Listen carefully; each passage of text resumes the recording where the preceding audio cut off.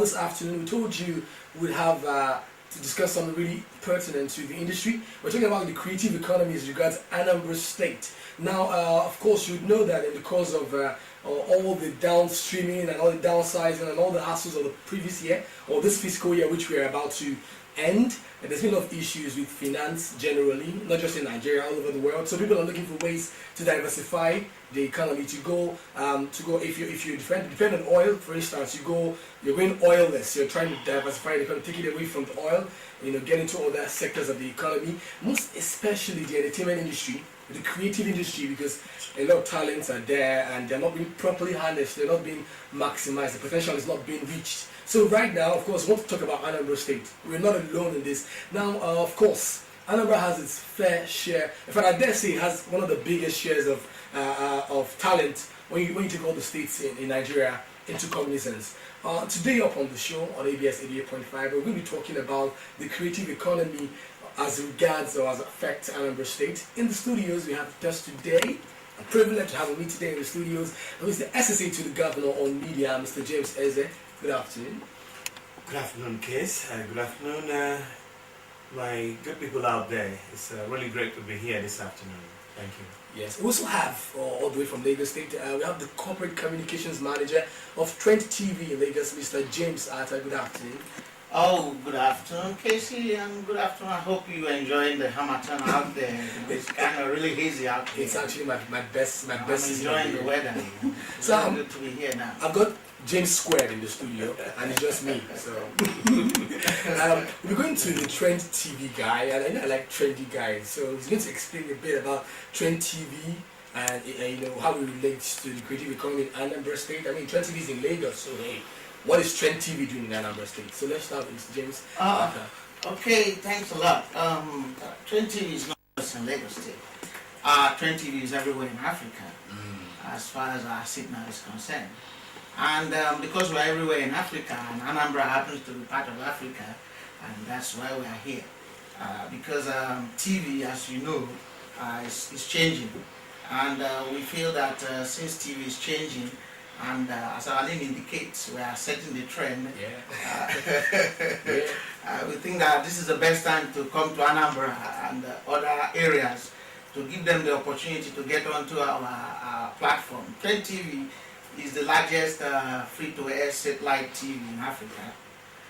We have a satellite footprint that covers the entire sub-Saharan Africa continent in terms of signal, can be received free-to-air. And our channel, the Nollywood channel, is a general entertainment channel that provides some of the most entertaining content you could find on any channel in Africa. So basically, your guess is as good as mine on the reason I'm here, because we want the good people of Anambra to avail themselves of the benefit of this platform. Okay, you mentioned the fact that Trend TV happens to have the biggest footprint in Africa. That's it now. Fortunately or unfortunately, what everybody's conversant with is DSTV. Okay. So, are you popular by another name? Basically, I wouldn't want to get into a popularity contest right now on who is popular or who is not popular. In terms of our size, basically, is on the strength of our signal. Yes. Our infrastructure, our backbone to deliver signal to every part of Africa is unrivaled by any other media platform. Exactly. So what we are doing basically now is having this robust infrastructure. We want to give every other channel the opportunity that they cannot get elsewhere. To first of all benefit from our content, and to also now use our platform to reach far more people with that. We are rebuilding. It's a new phase in our outreach program. So we are not about to test out who is bigger, who is stronger, so to say right now. But what we can say categorically is that we have signal. You can get Trend TV signals anywhere in Africa. Okay, cool. Now there's been a whole lot of hullabaloo and noise, and maybe it's actually right, over the analog to digital transformation transition, for signals in Nigeria, whether TV or radio. Now, what are the implications of the digital transition for TV? Nigeria. Yeah, because basically, I mean, if I must bring you back to where we took off from, you know, we are looking at the creative industry generally. And when you talk television, that's the most effective platform for expressing creativity, so to say. Whatever your creative abilities, you must essentially have to bring it, even in the written form, even if it's book readings or whatever, you still have to bring it to TV. So what we are saying, what Trend TV is basically trying to do, and this is just not just about Trend TV, it's about a realization that, look, the creative industry in Nigeria has come full circle. You know, from a very tiny trickle, it has grown to very serious global recognition. $1 billion industry. Beautiful. You see, Nigerians are actually beginning to claim their space globally and doing so with a lot of confidence. So what we are trying to do is to take advantage of this digitalization platform, you know, that the government is trying to put in place, to give the creative industry more opportunity to express itself, reach far more people, and to blossom. If you allow me to go. Yeah. So I was going to ask as well now. With the whole digitization, there's bound to be a lot of hustle, a lot of scramble for content. You know, people would love to get their public engaged. How will this happen? Yeah, you see, Nigerians have a lot of rising to the challenge. And from what I've seen in the Anambra Broadcasting Service, I think you guys really, I like the consciousness, I like the awareness here about the coming challenge and the need to prepare for it. So what we need to do, what everybody needs to do right now is to kind of like put on their thinking cap, and see how we can take advantage.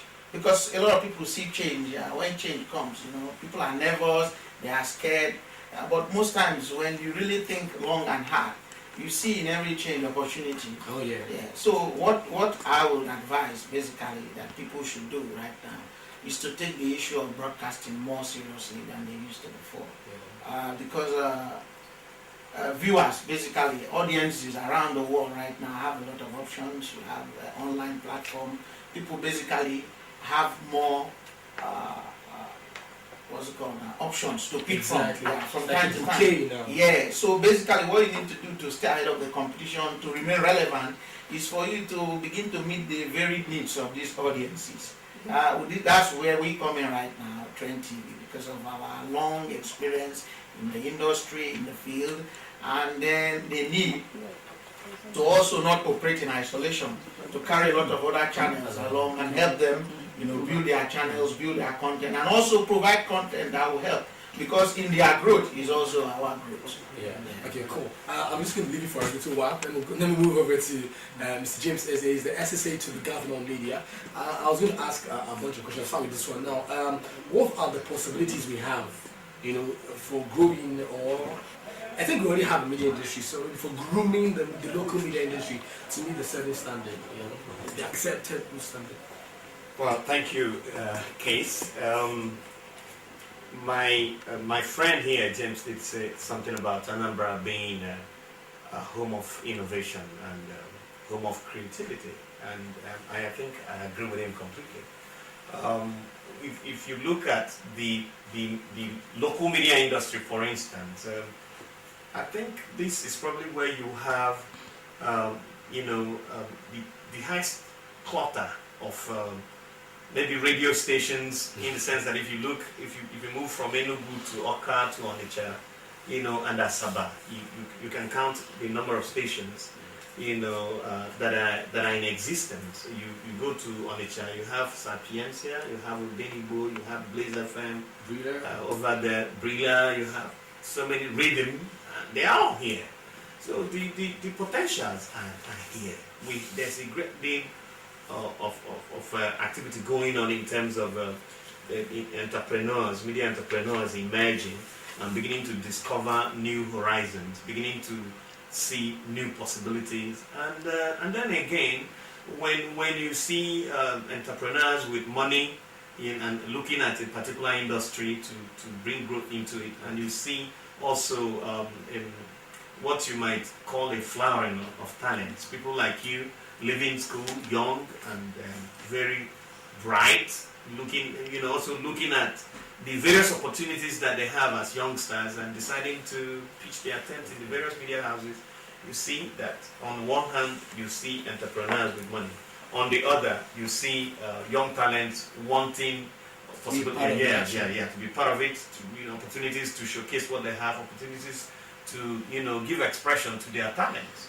So I think what we have is a very amazing blend in this locality, and the future can only be bright, as I see it. Now, I was going to ask now, Anambra is known for their rich cultural heritage. Yeah. Do you think the media has any role they can play in developing this, this already existing culture? I think we're losing some of the essence already. So, is there any role the media can play in developing it? Absolutely, Kes. Because if you look at what my friend was referring to earlier, content, content development, they go hand in hand. The media and the media runs basically on content, and the cultural environment we have in Anambra State is quite enormous. It is amazing to realize that in spite of the level of development, level of civilization, the level of enlightenment you have in Anambra State, there are still so many people who are very intensely aware of who they are culturally. I have traveled around the various local governments in the last 2 years, and I have come into contact with so many cultural displays, masquerade displays, all kinds of cultural dances, and the cultural festivals, the UYG festivals, and so many. We have the Nwafo, the Afiolo in Nnewi, and the Nwafo in Ogidi, and in Oka here we also have something. And I seriously think that the role of the media is to take this, this blooming of culture from the local scene and export it. Let the world know what is going on here. And quite a lot has been done, but we still have a lot more to do. And incidentally, at this moment in time, we are lucky to be living in an age where there is an explosion of the social media. And what comes with social media, the instantaneous reporting, the citizenship reporting, where everybody is empowered to tell the story. So it's no more a situation where now everybody had to look forward to the reportage on radio and television. Almost everybody with a cell phone can report.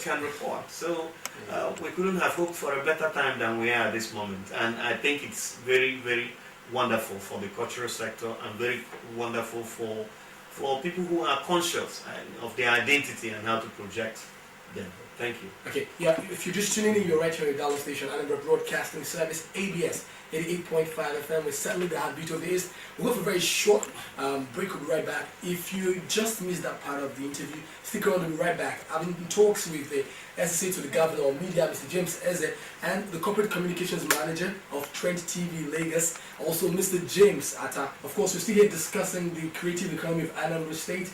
Right here in the studios with us, we still have the SSA to the Governor on media. I'm talking about none other but Mr. James Eze. And we have a very good friend of ours, a partner now in the industry, in the creative economy. We have Mr. James Atta, who's from Trent TV Lagos. He's the Corporate Communications Manager. Oh, the title, oh my God. The salary must be something else. Anyways, let's get back to talks. We've been talking generally about the creative economy as regards Anambra State. The good thing I just learned is that Mr. James Atta is actually not from Anambra State. He's from Cross River. But he has interest in Anambra, so hey, something good must be happening in this part. So I'm going to go back to him and I want to ask him, what do you see, Mr. James Atta now, I'm coming on to you, what do you see that's going to happen in 2016 as regards the creative industry around here? Yeah, I expect it to continue on its upward trajectory. Nigerians are going to make more movies, we're going to get more interesting content, we're still going to control the content market in Africa. Our artists are still going to be the rave around the world as far as good Afrobeats are concerned. On TV, I think Trend TV and the digitization opportunity that it offers is also going to help our affiliates around the country to also reach more people with their content And the fact that we're also offering more people content, particularly Anambra State, because we cannot overemphasize the fact that Anambra State is a creative hub of West Africa, so to say, from creative writings to the commerce of it, and movie making, and the mercantile aspects of it. I think Anambra State is a leader, and there's nobody who can actually look at a meaningful way of harnessing these creative opportunities without thinking of Anambra State. Oh yes, that leads me, talking about movies, that leads me straight back to the SSA, to the Governor of Media, Mr. James says, yes, there's this huge thing that happens between Onitsha and Asaba. In fact, I think it's synonymous with Nollywood and movie making. So I want to know what's the possibility of us seeing, Nollywood flourish in Anambra State. What's going to happen? Yeah, Case, it's already, you said it actually, it's already flourishing, and the possibilities of Nollywood flourishing it's a given. What we should be looking at is the possibilities of having the glamour side of Nollywood flourishing Anambra State, especially because we have done a very enormous work. We have done the spade work. And when I say we here, I'm actually referring to the governor of Anambra State, whom I serve, Chief Willie Obiano, who actually took it as a very serious call, by history, to cleanse Anambra State and make the state the most secure state in the federation. What does this mean? What it means is that, the confidence of the people, different industries, especially the entertainment industry in this part of Nigeria, has grown in multiples since the Willie Obiano administration took over the reins of leadership in Anambra State. And what it also means is that to a very large extent, we shall be looking at the possibilities of Anambra State not just being the home of production of Nollywood and the Nollywood content, but also entertaining the best of Nollywood. We take Nollywood and the entertainment industry so serious that a colleague of mine, Bob Manuel Udoku, actually was, who is a Nollywood icon, is a special assistant to the governor. Yeah. Overseeing, digital entertainment and Nollywood. So that tells you how prepared we are. So what we are just waiting for is that explosion, and we're already seeing a shift. It's quite promising. We have just the other day we had the Glow, Laughter Fest, and we've had Nigerian breweries come here to do quite a number of gigs, and we are looking forward very, very expectantly to the Anambra Cultural Festival, which will also introduce a whole new dimension to cultural entertainment and everything that has to do with the Nollywood in this part of the world. So it's an amazing opportunity that we have on our hands. Yes. So we're going to wrap it. Finally, I'm going to go over to Mr. James. This is last one for you. Okay. What do you see as what's the benefit that we have to gain, with this synergy between Trend TV and ABS, for instance? Plenty. I think time will fail me to go into a comprehensive analysis of that. But what I can say in a flash is that the opportunities for reaching a wider audience is limitless. The opportunities are just limitless in that direction. Then you also look at the area of content too.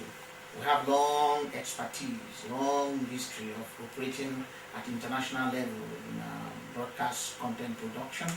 We avail ABS of all that, along with our infrastructural backbone that will help you reach more people. And then it's also an opportunity for us to get more professional teams working both ways, tapping into the best that both media houses can offer, and then also open up avenues for other affiliates too to come in and help ABS and ABS one way or the other. It's a two-way thing. Exactly. Like Dr. Doolittle's push me to push me, push you. The two-headed duckling. So that's the way it is basically. So I think it's good to be here, and I think is the beginning of great things to come. Oh yeah. Especially. Praise the Lord, somebody. Okay. I think the last one is going to go to Mr. James Eze, who's the SSA to Governor of Media. So, of course, we're talking about media, free speech in Nigeria. Now, there's this proposed social media bill that's going around town that proposes a jail term of 2 years, I think, or is it 2 million naira? Fine if you, or both. if you, or both, if you say anything the government doesn't want you to say. So, what are the implications? Well, I mean, this is democracy. That's what they told us. That it was democracy. I think the government even came in on the edges of free speech and social media, because most of the campaigning was done on Twitter, Facebook, Instagram. So now they want to block this avenue. What does it imply? And this is like in a minute or two. Yes, thank you, Cassie, for that case for that. But the point is, you did say something about the law being made to protect the government. It's actually not so. It's a law that is being proposed, or rather a bill that is being proposed to protect Nigerians. And I think to that extent, you might look at it as maybe an attempt not to really take away the freedom of speech. To curb it. But to remind us that where our freedom of speech ends is where the freedom of the individual, to his own privacy and to his own peace of mind, and to, there are certain things that the Constitution guarantees. Where my freedom to express myself ends is where the other party's freedom to be who he is begins. So we need to respect some of these boundaries. And I think that social media being a free-for-all, there has been a great deal of abuse of the social media in Nigeria. Oh, yeah. I don't think that the idea is actually to take the power of free speech completely away, but to just remind us that, because what is power without control? Really, we have been given so much power. Everyone can express himself, but then they are silently reminding us of the need to moderate this power that you have. Because if I wake up one morning and all I do is look at my neighbor and look at how to make him look here, I don't think that will be following the greatness of man. But in Anambra State, we have actually operated a totally different template. This is a state where you have a lot of enlightened people who are technology savvy, and every day the governor is on the spot. There are images of him here and there, so many of them not very pleasant. And he hasn't complained, he hasn't clamped down on anyone. As a matter of fact, during the last stakeholders interactive session, yes, he actually stood up and acknowledged his hecklers on social media and saying that they have actually provided the sharp edges that have sort of stabilized his administration and kept him focused in his direction. I think that's very magnanimous.